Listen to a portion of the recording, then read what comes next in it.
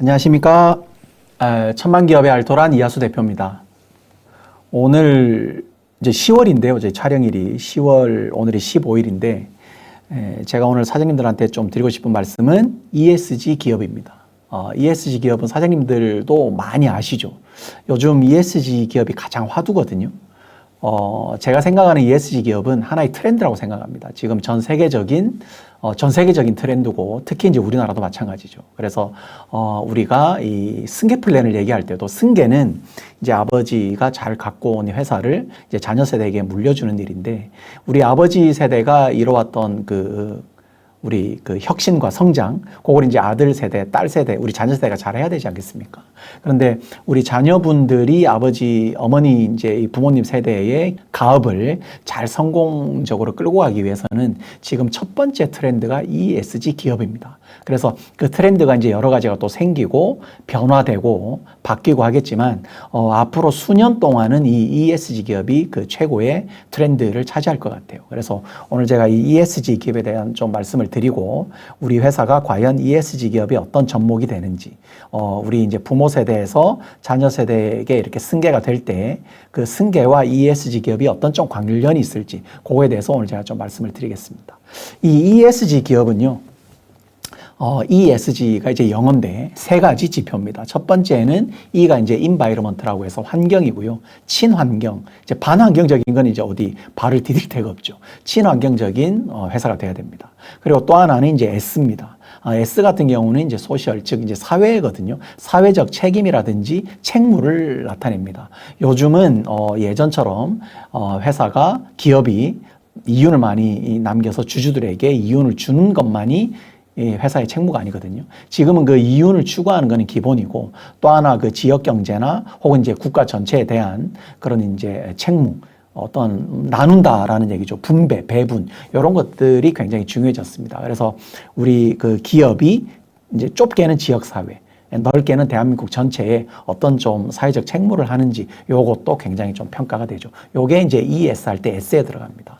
그리고 이제 마지막 G는요, 거버넌스라고 해서 쉽게 말하면 지배구조 개선입니다. 그래서 우리 1세대에서 2세대, 2세대에서 3세대 이렇게 기업이 승계될 때 투명하게 승계가 되는지, 또 하나는 이제 노사문화입니다. 그래서 임원과 직원과의 어떤 투명하고 따뜻한, 요즘은 이제 이 가족이라는 개념이 굉장히 기업에 많이 접목이 돼 있죠. 그래서 이 ESG의 G는 그런 지배구조, 즉 승계의 투명함, 그리고 이제 납세의 투명함, 회계의 투명함, 이런 것도 있고요. 또 하나는 승계할 때 노사 문화도 굉장히 따집니다. 그래서 노와 사가 얼마나 문화가 잘 정착되어 있냐, 요게 이제 G에 들어갑니다. 그래서 ESG는 이제 한마디로 E는 환경, S는 사회적 책무, G는 지배구조와 그리고 노사문화, 이렇게 좀 표현을 드리면 될 것 같아요. 그러면 이 ESG 기업은 우리 사장님들이 많이 하시는 뭐 벤처 기업이라든지 이노비즈 기업이라든지 어떤 뿌리 기업이라든지 이런 인증으로 되어 있냐, 이렇게 이제 많이들 물어보시는데, 이 ESG 기업은 하나의 시스템이거든요. 우리 회사가 이 글로벌 스탠다드에 맞춰서 앞으로 계속적인 영속적인 성장을 잘할 수 있는 하나의 시스템을 가지고 가는 그런 시스템의 형태이기 때문에 이 ESG 기업은 또 언제 이렇게 트렌드가 바뀔지는 또 모릅니다. 근데 향후 뭐 5년, 10년 이상은 제가 볼 때는 ESG가 화두일 것 같거든요. 그래서 이 ESG는 하나의 평가다, 평가 지표다, 평가 요소다. 이런 평가들이 다 결집이 돼서 우리 회사는 ESG 기업이구나, 이렇게 이제 말씀을 하시는 거고, 그러면 그 ESG 기업의 성과를 나타내는 그런 이제 점수를 나타내는 근거는 뭐냐? 그게 이제 대표적으로 ISO 인증이 있습니다. 그래서 이 ISO 인증을 통해서 이 ISO 인증을 통하면, 즉 취득을 하면은 우리 회사는 비로소 ESG 기업에 근접했구나, 혹은 이제 ESG 기업이구나, 이렇게 이제 표현을 해도 되겠죠. 그러면 제가 ISO 인증을 좀 안내를 드리겠습니다. ISO 인증은요, 첫 번째로 이제 이 환경 쪽을 좀 보시면은 14001, 사장님들 잘 아시는 14001이 있죠. 이 14001이 환경 경영에 들어갑니다. 그리고 또 하나는 5만1이라고 있거든요. 요건 이제 에너지 경영이라고 하고요. 이 일을 나타내는 제가 이제 두 가지 ISO를 말씀드린 거고, 또 S를 좀 말씀드리면 45,001이 있죠. 사장님들 잘 아시는 그 45,000일이 대표적인 S에 들어갑니다. 안전보건 경영이라고 하고요. 이 45,000일은 제가 조금 이따가 한 파트 더 말씀을 좀 드리겠습니다. 워낙 중요하니까. 그리고 22,000일도 있는데 22,000일은 정보보안 경영이라고 합니다. 뭐 보안이 굉장히 중요하죠. 지금은 뭐 개인정보도 마찬가지지만 기업 정보는 뭐 두말할 나위가 없죠. 그래서 우리 기업의 보안을 정말 경영을 잘하는 그런 지표가 22,000일입니다. 그리고 이제 G로 갔을 때는 ISO 37,001이라고 해서 반부패 경영이 있고요. 즉 투명하게 회사를 경영하겠다 이런 뜻이죠. 납세나 회계가 여기 좀 들어갈 것 같습니다. 그리고 또 하나는 37,300일이 또 있습니다. 준법 경영이라고 해서 우리는 어떤 탈법적인 불법적인 그런 경영을 하지 않겠다. 이렇게 이제 표현하는 거거든요. 그래서 제가 한 6가지 정도 ISO 인증을 안내를 드렸는데 요것 말고도 ESG를 나타내는 ISO 인증들은 많습니다. 근데 제가 이제 대표적으로 이렇게 말씀드린 거고 우리 사장님들이 편하게는요. 가장 많이 알고 계신 9001, ISO 9001 이제 품질 경영 쪽이거든요. ISO 9001과 14001 그리고 45,001 그리고 뭐 37,001 정도 요 정도 갖고 계시면은 ISO 인증으로도 우리 회사는 ESG 기업의 지표를 충분히 가지고 있다. 이렇게 보셔도 될 것 같습니다. 그 외에도 다른 인증을 좀 말씀을 드리면은 그 녹색 인증 아시죠? 녹색 기업이라고 하는데 이런 이제 녹색 인증이라든지 그리고 가족 친화 기업이 또 있습니다. 가족 친화 기업은 여성가족부에서 하거든요. 굉장히 요즘 핫한 인증 중에 하나죠. 가족 친화 기업의 여러 이점 중에 ESG 기업의 지표는 당연한 거고 또 하나는 이제 국세나 지방세 같은 정기 세무조사도 좀 유예를 시킵니다. 그리고 이제 노사문화의 척도죠. 그래서 가족 친화 기업이 굉장히 또 ESG 기업의 지표가 또 되고요. 또 하나는 뭐 성과 공유 기업이라고 어떤 영업이익을 냈을 때 대주주와 그리고 임원들에게만 페이백이 가는 게 아니라 우리 직원들과도 충분히 공유를 하고 성과를 나누겠다. 이게 이제 성과 공유 기업입니다. 이런 이제 인증이 또 있고요. 또 직무발명 보상제도라고 해서 우리 직원들이 좋은 아이디어를 냈을 때 거기에 대한 상응한 베네핏을 좀 회사에서 줄 수 있거든요. 그런 것들을 이제 마련하는 직무발명 보상제도라든지 그리고 이제 제품을 만들 때는 리사이클 제품. 리사이클이 좀 들어가면 환경 쪽에 친환경 쪽에 포함이 되겠죠. 그리고 뭐 고효율 설비를 교체한다든지 그리고 사회적 특히 취약계층들을 고용을 해서 고용을 유지를 좀 잘한다든지 그리고 안전교육을 미리미리 좀 한다든지 위험성 평가도 마찬가지입니다. 위험성 평가나 ISO 45001 같은 이런 것들을 미리미리 좀 준비를 하고 교육을 시킨다든지 이 직원들을 이렇게 좀 모으셔서 이렇게 하시면 되거든요.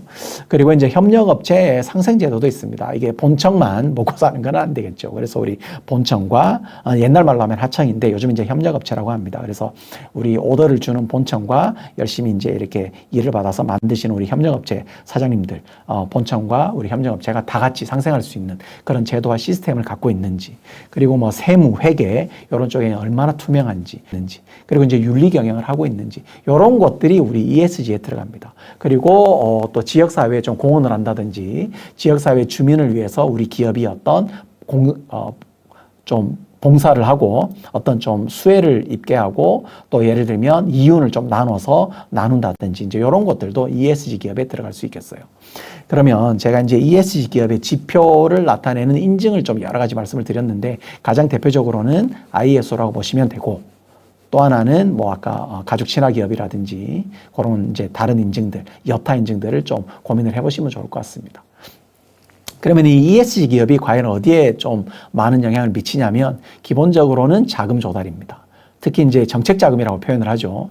신보기보, 중진공 같은 정책 기관들이 있는데 이 중진공이 정책 자금 기관 중에는 가장 상위에 있다라고 좀 보거든요. 그 상위가 어떤 기준이냐면 저는 그냥 금리라고 표현하겠습니다. 중진공은 금리가 2%대 정도로 귀결되기 때문에 어느 정책 자금보다 좋은 자금입니다. 신보기보 같은 경우는 보증서를 끊고 그 보증서를 은행에서 유동화를 하기 때문에 보통 금리가 한 4%대에 많이 있죠. 그런데 중진공 같은 경우는 2% 정말 2% 초저금리로 가면 1%대로 갈 수도 있거든요. 그래서 기본적으로 저희가 2% 중하순이라고 2% 중 2.5에서 2.8 많이 가면 3.1 요 정도의 이제 굉장히 좋은 자금인데 이 중진공 자금을 신청할 때 ESG 평가 지표가 따로 있습니다. 그래서 예를 들어 중진공이 보는 여러 가지 가점 중에 다른 가점들 일반적인 벤처기업, 연구소기업을 다 갖고 있어도 우리 회사는 ESG 기업의 지표를 얼만큼 갖고 있는지에 따라 당락이 결정된다고 해도 과언이 아닙니다. 그래서 중진공 정책자금이 ESG 기업을 정책자금을 이제 평가하는 데 가장 큰 지표로 두는 것처럼 신보기보도 이제는 마찬가지거든요. 점점 따라가게 됩니다. 그래서 앞으로는 지금도 마찬가지지만 가면 갈수록 이 정책자금이나 혹은 이제 지원 사업을 수혜를 받으실 때는 ESG 기업 없이는 힘들다. 예, 한도도 그렇고, 예를 들어 금리도 그렇고, 이제 은행도 마찬가지입니다. 그래서, 자금 조달을 할 때 ESG의 인증, 즉, 지표, ESG 기업이냐 아니냐는 굉장히 중요합니다. 네, 그런 쪽이 하나 있고요. 또 하나는 이제 제가 마지막으로 말씀드릴 거는 중대재해처벌법인데 지금 뭐 뉴스만 틀면은 난리죠. 이 산재가 사장님이 일부러 일으키는 것도 아니고 이 산재는 정말 누구도 예상할 수 없습니다. 이 산재가 근데 일어나면 뭐 예를 들어 사망사고로 간다든지 좀 큰 이렇게 중대재해로 가거든요. 그러면 사장님 입장에서는 어떻게 보면은 상당히 좀 괴롭죠. 미리미리 좀 방어를 했으면 좋았는데 거기에 좀 부실했다든지 미리미리 준비를 했는데도 산재가 일어나 버리면 어떻게 할 수가 없거든요. 그러면 이미 일어난 일을 가지고 어떻게 되돌릴 수는 없지만 미리 그 산재에 대해서 얼마나 방어를 했고 예방을 했는지는 충분히 볼 수 있습니다. 그래서 산재가 일어나기 전으로 가서 우리 그 임직원들에게 특히 이제 직원분들에게 이런 교육을 잘 시켰고 충분히 숙지를 시켰고 그리고 또 하나는 위험한 사업장을 좀 클린하게 깨끗하게 안전하게 이런 시스템을 잘 갖췄는지 기계 설비를 바꿨는지 그런 이제 스마트라고 표현을 좀 많이 하죠. 스마트 공정이 되어 있는지 이런 것들에 대한 준비를 그때 가서 이제 보거든요. 실제 산재가 터지면은 그러면 산재가 일어나기 전에 회사 입장에서 우리 CEO, 오너, 사장님들 입장에서 충분히 준비를 하셨다고 하면은 그게 뭐 그래도 상당한 좀 디펜스는 됩니다. 정말 열심히 준비를 했지만 어쩔 수 없이 일어난 산재는 그건 말 그대로 어쩔 수가 없거든요. 그럼에도 불구하고 산재는 물론 없어야 되겠지만 그런 교육과 시설 교체 그리고 이제 준비를 통해서 산재는 충분히 줄일 수 있습니다. 그러면 이제 우리 중대재해처벌법도 굉장히 우리가 좀 리스크를 회피할 수 있겠죠. 이런 중처법, 즉 중대재해처벌법을 대응하는 게 선제적인 대응을 하는 게 ESG 기업이고 특히 E에 들어가는 환경 그리고 아까 S에 들어가는 ISO 45001 이런 것들을 미리미리 준비하시면은 사장님이 실제 그 준비를 하면 산재율도 상당히 떨어지고요.